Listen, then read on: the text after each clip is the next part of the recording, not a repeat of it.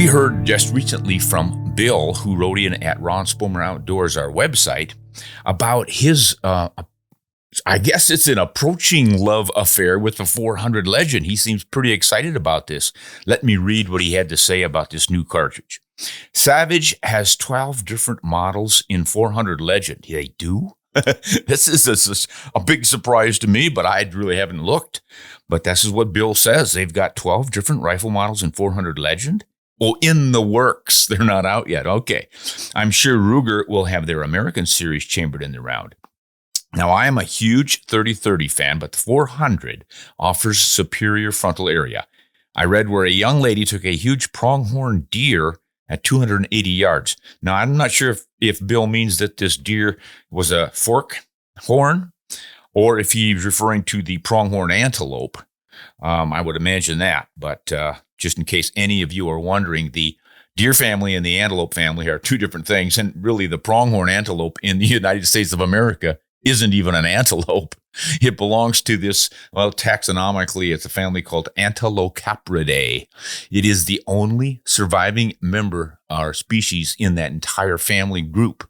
So it's not really a true antelope like they have over in Africa, and it's certainly not deer because it has horns, but they come off. All horned animals, cattle, bison, sheep, bighorn sheep, and that type.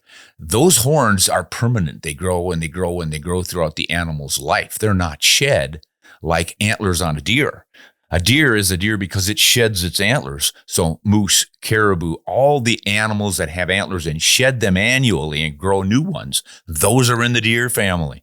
So this Antelocapridae family, they grow a horn and then they shed the outer sheath of the horn while they retain an inner core, and then a new horn begins to grow up from the hair at the base of that. The hair gets modified into horn. They're both made out of keratin, so instead of being a fluffy, hairy sort of a thing, it turns into a hard, bony sort of a thing, but it's not really a bone. It's pretty interesting stuff. So it's no wonder people get confused about all this, but it's fascinating things that, as a hunter, you just get interested in. You start to do your research and figure it all out. At any rate, a 280-yard shot at a deer or a pronghorn is a pretty nice little shot. And with a 400 Legend rifle, that's pretty amazing too, because it's not exactly designed for long reach. I would consider it a 200-yard rifle or cartridge.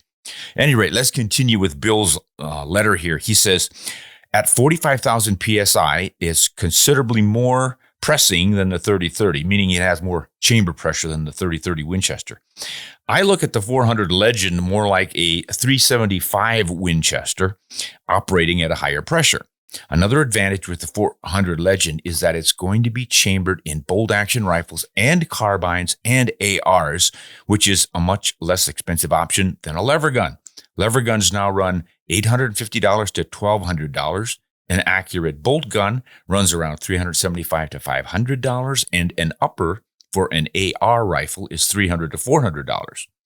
Also, with the 400 Legend, use of a 240 to 250 grain hard cast bullet. It has a wide flat nose, which would make for a great feral hog and a black bear slapper, he calls them. The 400 Legend offers a lot for hunters like myself. It doesn't have an overall length restriction. Well, I think he means in states that have these overall length cartridge restrictions. You can't have too long of a cartridge, because it certainly has an overall length cartridge restriction for the rifles that it's chambered for. In the woods, a lightweight 16-inch barreled carbine with a large diameter bullet seems like a great idea to anchor your game and have a 250 to 300 yard capability if pressed. So I'm looking at possibly a Ruger Ranch carbine or a Savage Axis 2, light and short with good glass. All right. So Bill is definitely excited about the 400 Legend. I had a chance to hunt with it last year before it really came out, sort of a prototype, and I was pretty impressed with it for a straight-walled cartridge. I think it's a pretty nice option. I've done a video on it. You might want to look for that, and we're going to do something with some of the hunting that I did with it. A friend of mine took a heck of a beautiful whitetail with it, and we'll do a little bit of a video on that here pretty soon. So thanks for writing in, Bill. We really appreciate that. I'm glad to see you're excited. I always enjoy it when anyone is excited about a new cartridge or a new rifle. It just brings back memories of when I was a younger man and I got excited about new potentials like that.